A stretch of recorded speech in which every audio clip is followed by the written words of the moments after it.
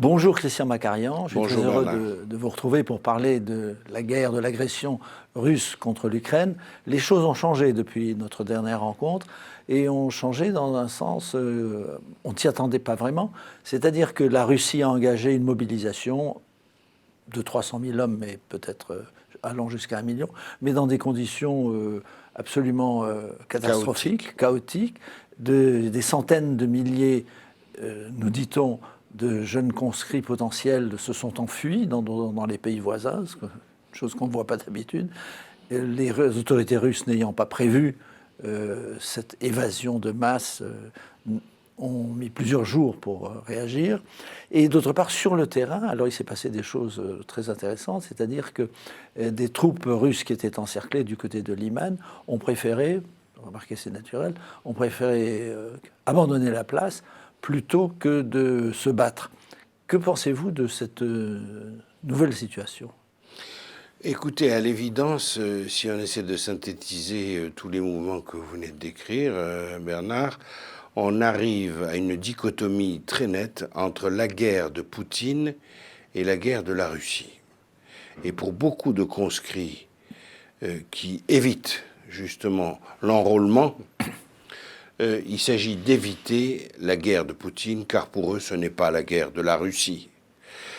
Et c'est facile à comprendre, et à mon avis, ça contient en soi l'étape ultime, c'est-à-dire la relégation de Vladimir Poutine d'une manière ou d'une autre, à une date ou à une autre, sur laquelle je ne me risquerai pas au moindre pronostic.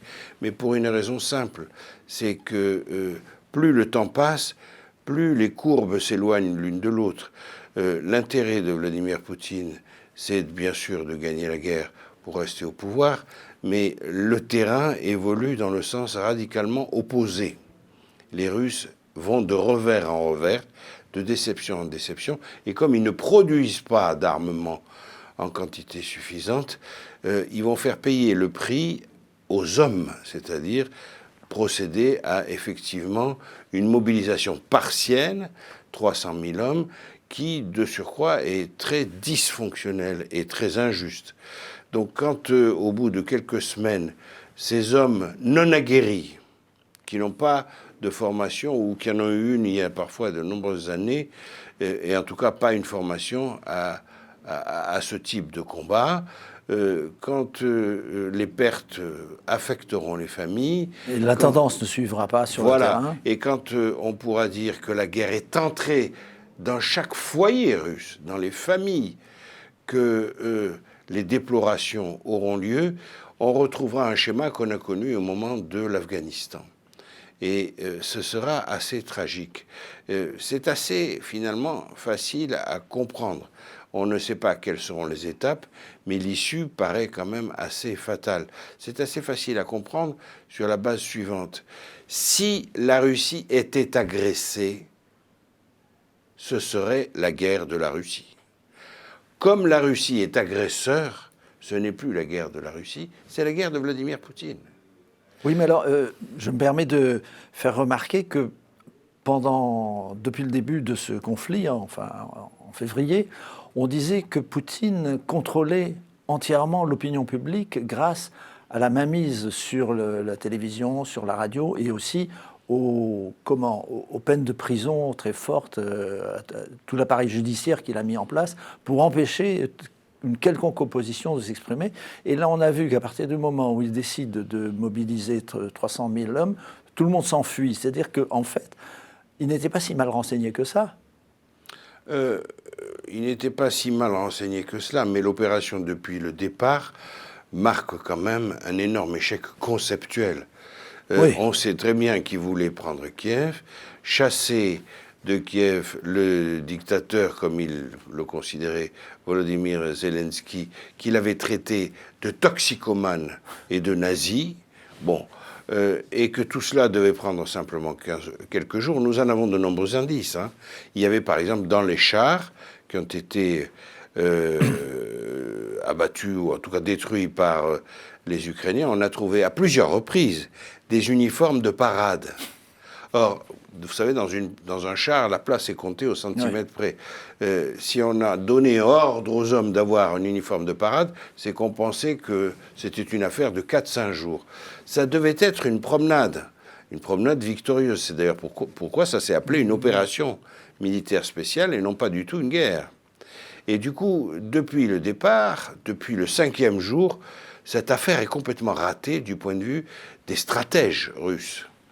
Et on assiste à un bricolage permanent, une adaptation. Alors Poutine est très fort parce qu'il est habile, il sait faire des doubles et des triples saltos arrière, aller de l'avant, se projeter, créer des étapes, mais tout cela... Il rejette la responsabilité aussi sur d'autres. Oui. Tout cela donne l'impression qu'il puise dans une grande malle qui se vide, une grande malle d'artifice, qui se vide de semaine en semaine. Là, le fait qu'il ait annexé 4 territoires qui ont d'ailleurs des statuts différents, puisqu'il y a 2 républiques séparatistes, Donetsk et Lugansk, et puis 2 zones qui ne sont pas du tout des républiques séparatistes, Kherson et Zaporijie, que de surcroît, il ne contrôle même pas totalement. Donc, il fait une annexion d'un territoire qu'il ne contrôle pas, ce qui lui donne une l'air complètement ridicule quand, 24 heures seulement après avoir annoncé l'annexion de la République de Donetsk et de Luhansk,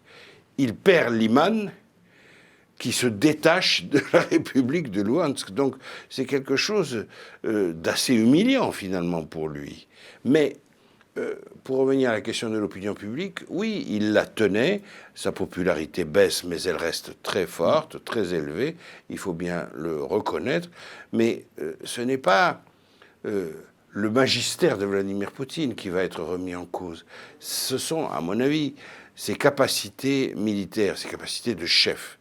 Et ça viendra de là, parce qu'en tant que chef de gouvernement, en l'occurrence, il est chef d'État, puisque c'est le président de la République, mais il tient en totalité le gouvernement. Donc, en tant qu'homme qui s'occupe d'économie, d'administration, etc., il ne sera pas rediscuté. Mais en tant que chef militaire, le mal pour lui va venir de là, il va être incontestablement contesté.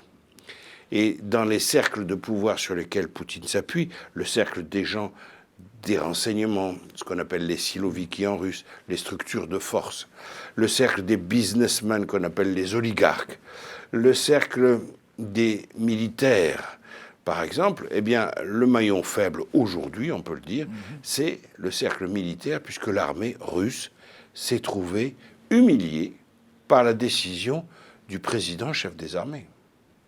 Donc on a déjà conclu que Poutine n'était pas Périclès. Non. Mais est-ce qu'il peut, est-ce que l'armée peut se refaire en quelque sorte, comme au casino, vous savez, une espèce de va-tout? Non, c'est plutôt l'hypothèse inverse qui traîne dans les états-majors occidentaux, c'est la cassure de l'armée russe, c'est-à-dire un enfoncement d'un coup, parce que comme un élastique trop tiré, trop tendu, elle peut casser à un moment. Pourquoi? Parce que la demande logistique est considérable. Vous vous rendez compte ce que signifie 300 000 combattants de plus en termes d'approvisionnement quotidien, de carburant pour les véhicules avec lesquels ils vont combattre, de munitions, de nourriture, etc. Nous savons déjà que les soldats... Pour un soldat sur le front, il en faut 10 à l'arrière, enfin, c'est à peu près entre 8 et 10. Entre 8 et 10, tout à fait. Oui. Il faut les trouver. Ça veut dire qu'il faut mettre tout le pays au service de cette guerre, ce qui forcément va puiser dans les forces vives de la nation et va se voir jusqu'au fin fond des usines. Et il faut encore avoir le matériel. Il faut avoir le matériel, ce que la Russie, de toute évidence, n'a pas, puisqu'elle sort des chars antédiluviens, puisqu'il y a des T-64 qui combattent nombreux. C'est quand même assez vieux comme matériel, c'est très peu performant. Et justement, ce que les Russes n'avaient alors pour le coup pas du tout prévu, c'est que leur matériel est challengé gravement par le matériel dernier cri que les Occidentaux, spécialement les Américains bien sûr, livrent aux Ukrainiens. Donc les Ukrainiens ont à la fois une meilleure stratégie, elle est très bonne, le long des fleuves, ils franchissent les fleuves, ils bloquent les Russes, et il les repousse au-delà des fleuves, ce qui met entre les Russes et eux constamment un obstacle supplémentaire à franchir. Ça, c'est une stratégie qui est très bien vue. Le fait d'avoir attaqué par diversion dans le sud à Kherson et massivement dans l'est a fait qu'on n'a pas vu arriver la menace à l'est, puisqu'on l'attendait plutôt dans le sud. Ça aussi, c'était bien vu. Mais le fait aussi que les Ukrainiens disposent d'un matériel très performant fait qu'ils peuvent frapper à la fois à la première ligne de front et à l'intérieur, à plusieurs dizaines de kilomètres. Les réserves, les dépôts. Voilà, avec des précisions dont l'armée russe est totalement incapable. Et l'armée russe en arrive parfois à tirer des missiles très coûteux pour détruire des camions. Ou des petits transporteurs de carburant.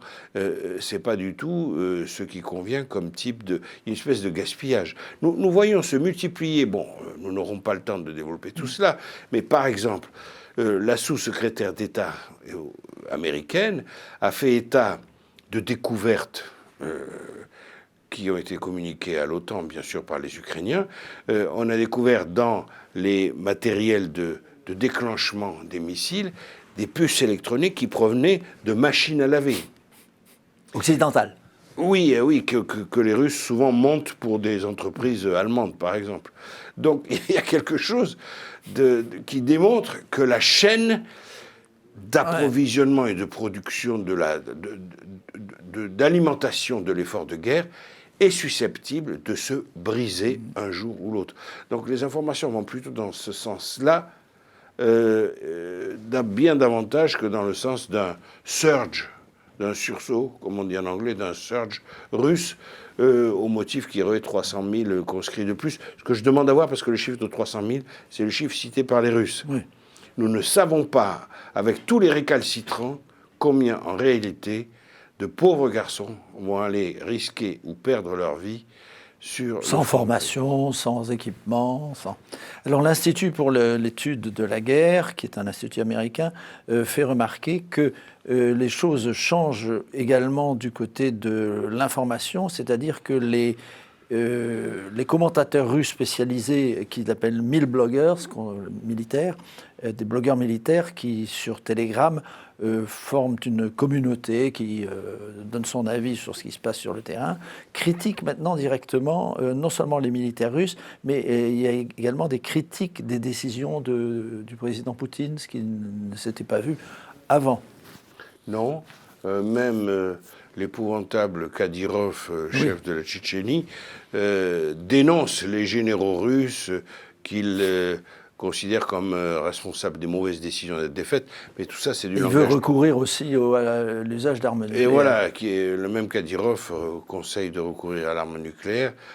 En vérité, c'est un langage assez soviétique ou post-soviétique que de tout le temps désigner des généraux, la strate du dessous, comme responsable pour épargner, n'est-ce pas, le numéro 1 qui se trouve au sommet. Il y a de ça quand même dans ces mises en cause de généraux, mais néanmoins, c'est clair, l'armée russe se trouve aujourd'hui humiliée par les mauvaises décisions de son chef. Or, nous savons, par différents renseignements, que Vladimir Poutine est, depuis un mois, de plus en plus à la manœuvre. Il s'est impliqué, carte à l'appui, dans les décisions militaires. Ce qui était moins le cas au début, puisque justement, il pensait que c'était une opération spéciale qui était vouée à la réussite. Mais là, il s'est impliqué et, quelque part, l'étau se resserre sur lui. Quelque chose fait que, dans sa manière extrêmement autoritaire de concentrer tous les pouvoirs, il ne peut qu'être le principal artisan de la défaite s'il y a une défaite au final. Donc c'est la raison pour laquelle je crois qu'il est dans un entonnoir et que chaque jour qui passe resserre les choses autour de lui. Il ne sortirait pas de l'entonnoir en recourant à l'arme nucléaire. Alors, ce sujet est quand même largement mal expliqué dans les médias. On parle de l'arme nucléaire à tout bout de champ. Il faut quand même savoir que le président russe n'a pas de bouton. D'abord, c'est une mallette avec des codes qui s'appelle... La mallette, c'est d'ailleurs assez amusant, si j'ose dire, s'appelle Tcheget en russe, parce que Tcheget, c'est un des sommets montagneux du Caucase russe, à 5000 mètres ou pas loin. Et on appelle cette manette Cheget pour dire sommet. Voilà. Et cette manette ne peut être maniée qu'avec la complémentarité de deux autres personnages, le chef d'état-major des armées, donc en l'occurrence général Gerasimov, et le ministre de la Défense, donc en l'occurrence le pathétique, le pathétiquissime Shoigu, Sergueï Shoigu. Donc il y a là un élément, si vous voulez, plus collectif que royal, princier, on n'est plus quand même au temps des tsars. Deuxièmement, une décision militaire implique toute la chaîne militaire, les généraux qui mettent ça en œuvre et qui doivent tous obéir, le petit doigt sur la couture du pantalon, comme si de rien n'était. Dans l'état actuel de l'armée russe, rien ne permet de dire que cet ordre serait suivi tout au long d'une colonne sans broncher à aucun moment. Ça me paraît difficile. Et puis, il y a des points techniques. Si on parle de nucléaire, évidemment, on parle de nucléaire tactique, donc de nucléaire utilisé avec une distance de tir de moins de 500 km, contrairement au nucléaire balistique, évidemment. Donc, s'il s'agit de nucléaire tactique, il faut quand même savoir que le nucléaire tactique russe, mais c'est pareil pour celui des Occidentaux, quand ils en disposent, la France l'avait, mais elle ne l'a plus, les fameux missiles Pluton qu'on a démantelés sous Jacques Chirac.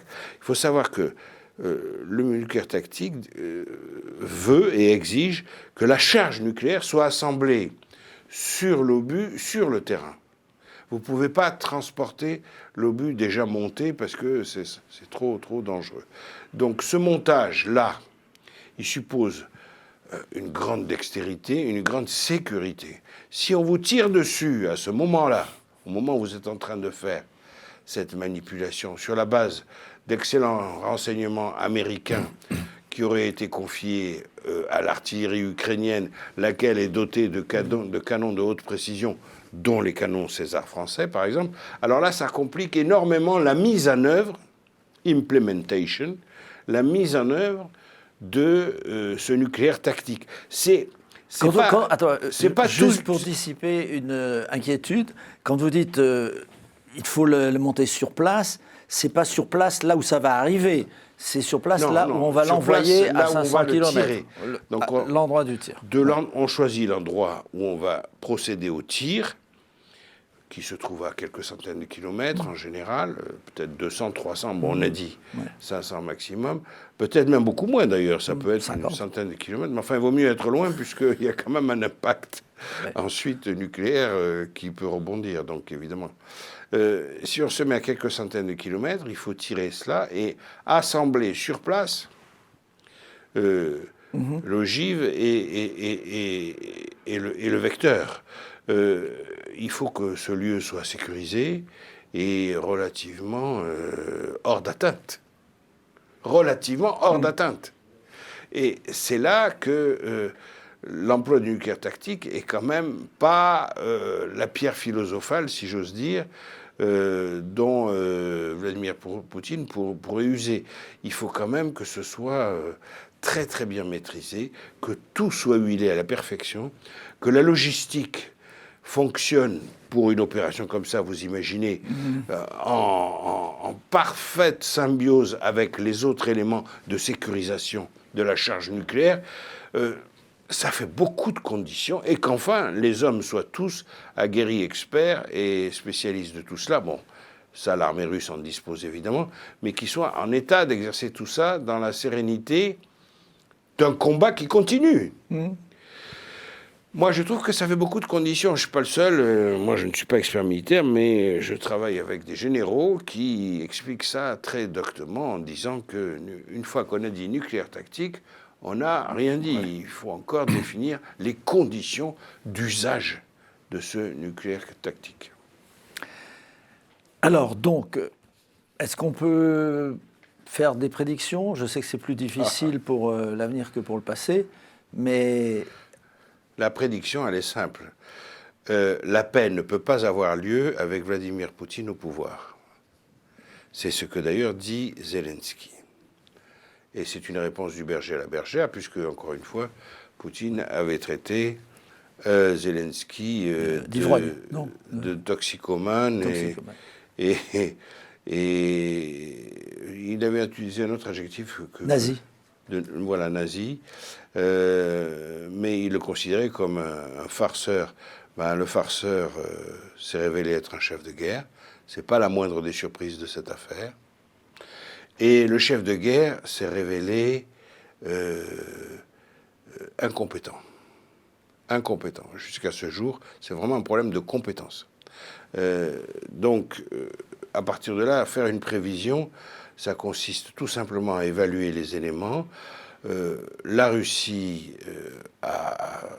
est dans la posture d'un pays qui a déjà perdu cette guerre, mais l'Ukraine ne l'a pas gagnée.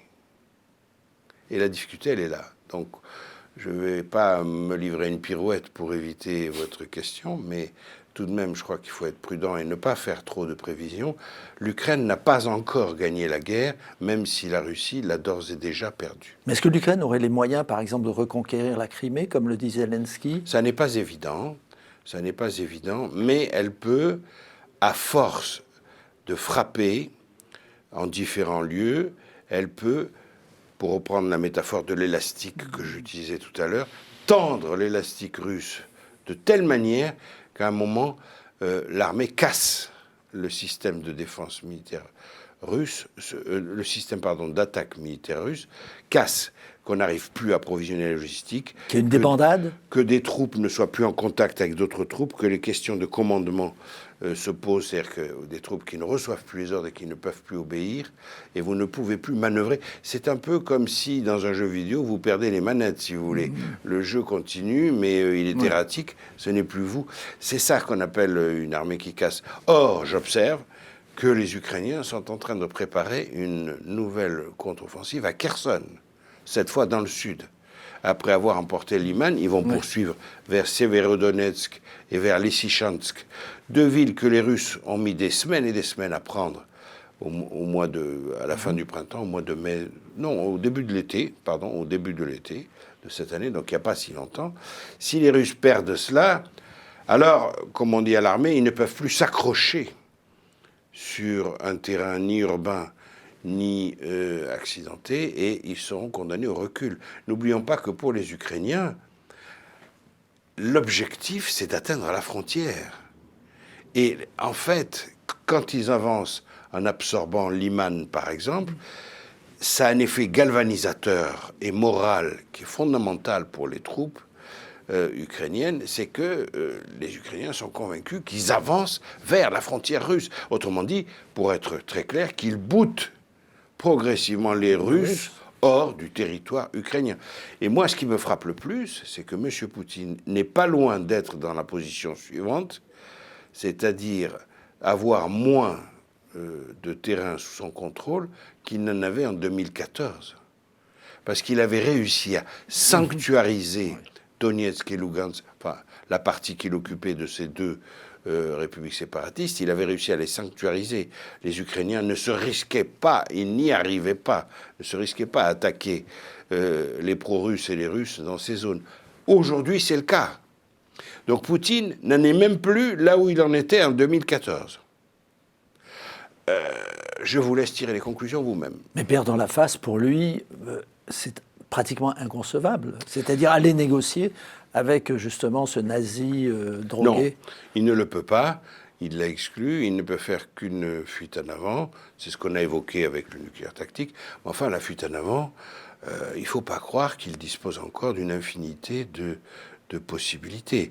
Alors, là où il est dangereux, c'est qu'il peut manier toutes sortes de nouvelles menaces. Il peut bombarder Kiev. Oui, il peut. Oui, il peut tirer des missiles ça ou là. Il peut provoquer des chocs que nous n'avions pas prévus. Par exemple, le fait de faire sauter les gazoducs Nord Stream 1 et Nord Stream 2 qui vont de la banlieue de la région de Saint-Pétersbourg à l'Allemagne, ça a ajouté à la guerre énergétique, à la guerre alimentaire et à la guerre militaire. Ça faisait déjà 3 éléments d'une guerre hybride. Ça a ajouté une guerre climatique. puisque les émissions de CO2 De méthane. provoquées par le gaz qui est remonté à la surface de l'eau ont été évaluées comme tout à fait équivalentes à la production de CO2 annuelle. D'une ville comme Helsinki, qui n'est pas une petite ville.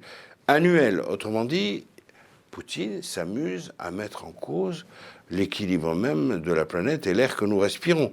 Donc, c'est à la fois pathétique, mais aussi dramatique. Et original, il faut quand même le reconnaître. Si vous voulez. Si vous voulez. C'est une chose à laquelle on ne s'attendait pas. Non. Donc, c'est la pratique et la sublimation, si j'ose dire, de ce qu'on appelle la guerre hybride. Il n'y a pas que de la guerre arme contre arme ou armée contre armée. Il y a de la guerre militaire, il y a de la guerre alimentaire sur les prix du blé, du tournesol et d'autres céréales. Le maïs, par exemple. Il y a... On attend encore les attaques informatiques massives. Voilà, il y a encore l'arme informatique et même l'arme énergétique, en l'occurrence, réserve d'autres possibilités de menaces pour les Occidentaux. Donc nous avons de nombreuses occasions, cher Christian Macarian, de nous revoir cet hiver et peut-être à commencer par la semaine prochaine. Merci beaucoup d'avoir accepté cette invitation et merci beaucoup à vous d'avoir suivi cette émission.